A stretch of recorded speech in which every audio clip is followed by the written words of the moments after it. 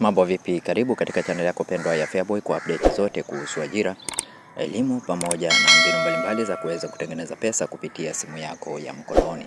Katika video ya leo utakwenda kuangalia tangazo hili kutoka Baraza la Mitihani la Tanzania NECTA.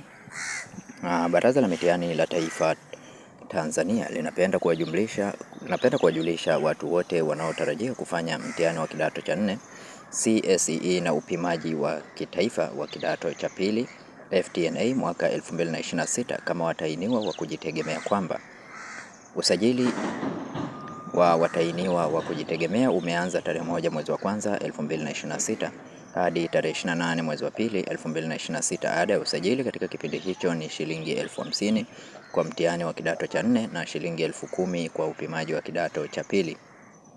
Aidha, watakaosajili kwa kuchelewa, yani kuanzia tarehe 1 mwezi wa 3 2026 hadi tarehe 31 mwezi wa 3 watalipa shilingi 65,000 kwa mtihani wa kidato cha 4 na shilingi 15,000 kwa upimaji wa kitaifa wa kidato cha pili, ikiwa ni ada pamoja na faini. Kabla ya kusailiwa na mkuu wa kituo kwenye mtandao, waombaji wanapaswa kwenda kwenye vituo vya mitihani kuchukua namba rejea reference number zilizotolewa bure na kufanya malipo ya ada kupitia benki kwa kutumia control number.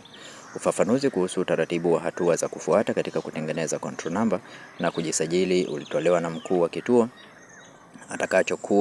atakachochagua mtainiwa kufanyia mtihani. Waombaji wote wanasisitizwa kuhakikisha wanajisajili mapema, kwani mfumo wa usajili utafungwa mara baada ya kipindi cha usajili kukamilika.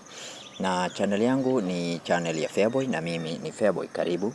Kama ni mara yako ya kwanza kuingia katika channel hii ya Feaboy, bonyeza neno subscribe, like video hii, share video hii kwa wengine wengi zaidi ili waweze kupata taarifa hizi. Asanteni na karibuni.